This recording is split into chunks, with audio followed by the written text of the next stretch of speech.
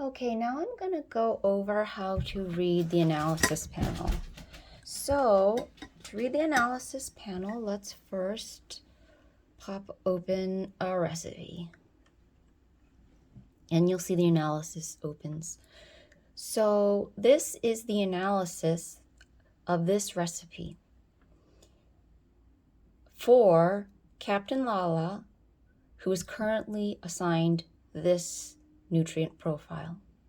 Okay, so let's start at the top. This is the macro analysis. So the outer ring represents contribution by weight. So this is the number of grams of fat, protein, carbs, water, and ash.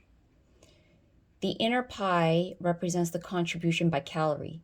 So this is the number of calories from fat, protein, and carbohydrate. The number on the inside is just the total number of calories in this entire recipe. This is the weight of the entire recipe. So this entire recipe weighs 250 grams.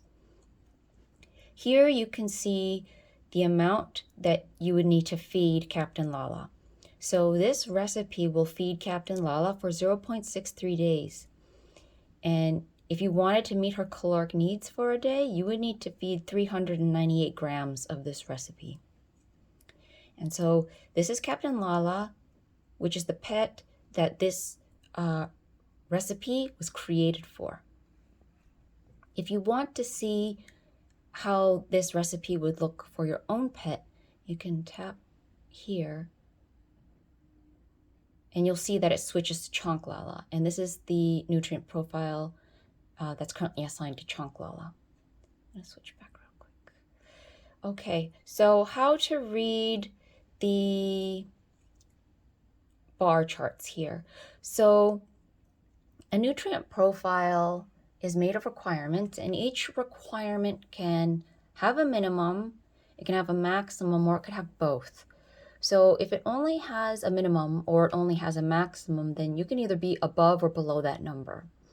Now, if it has a minimum and a maximum, you could be below the minimum, you could be between the minimum and the maximum, and you could be over the maximum. So, sorry, I'll move this. These bar charts will represent that. So in general, light green means acceptable range, and the little 3 dots represent where you are currently. And if the little 3 dots are black, it's good.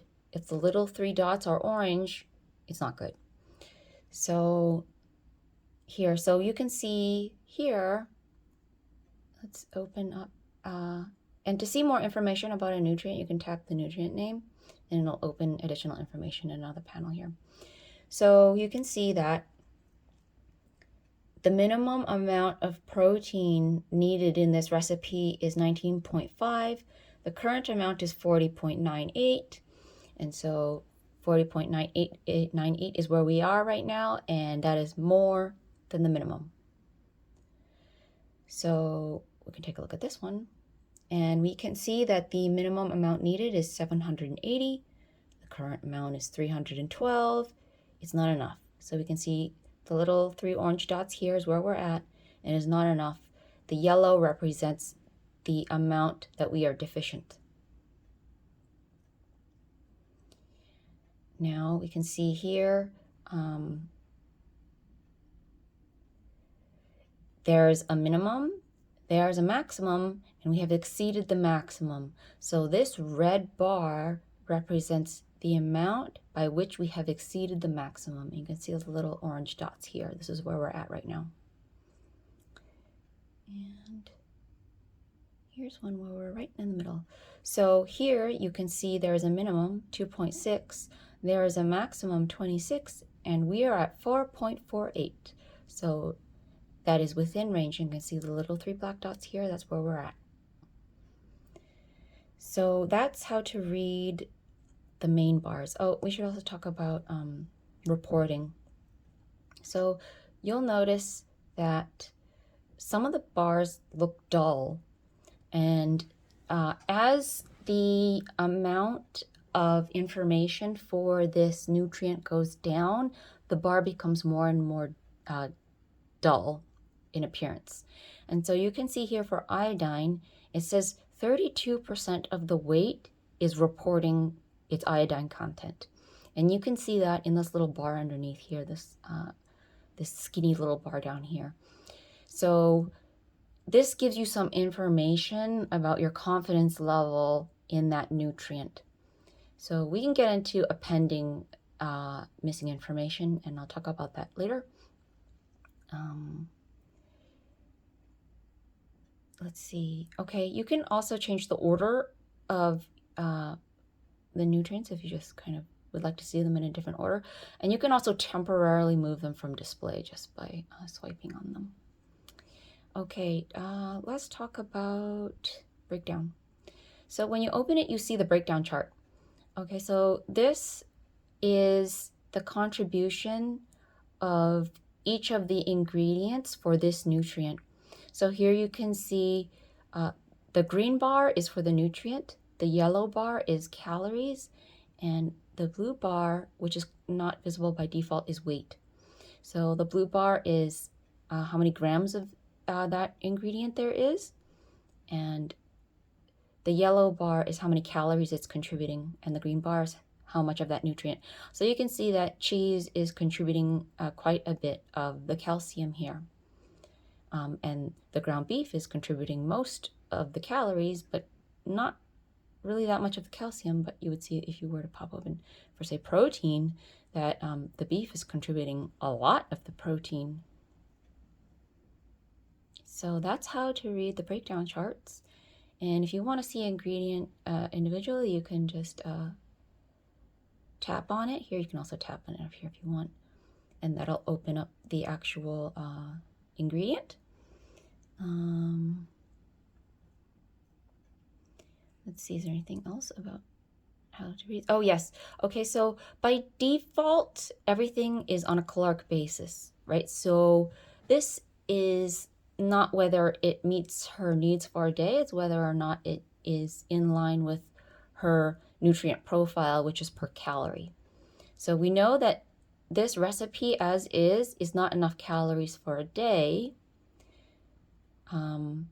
but it is sufficient on a caloric basis. So let's go ahead and switch to chunk lala. So for example, for chunk lala, it is sufficient by calorie for her protein needs. But now we're going to touch this button here, which says caloric basis, and we're going to switch it. So now we have switched to a daily basis. And what that does is it uses her caloric MER along with her nutrient profile, which knows how much of a nutrient she needs per calorie, and it calculates the amount that you would assume that she would be eating in a day. So now you can see that in one day, she probably should be eating 55.9 grams of protein. And this entire recipe provides 41 grams. It is not enough for her daily needs. And you can see that for a lot of the other nutrients. So this is just useful if you want to see something on a daily basis. And this works best with recipes which are not very large in size. Like if you're making food for 2 weeks, obviously it's going to be too much for one day. So this works better when you're looking at small recipes, but you can use this if you want. But it defaults to a caloric basis. Okay, so there is another form of the analysis which would appear on feed, but I'll go over that separately.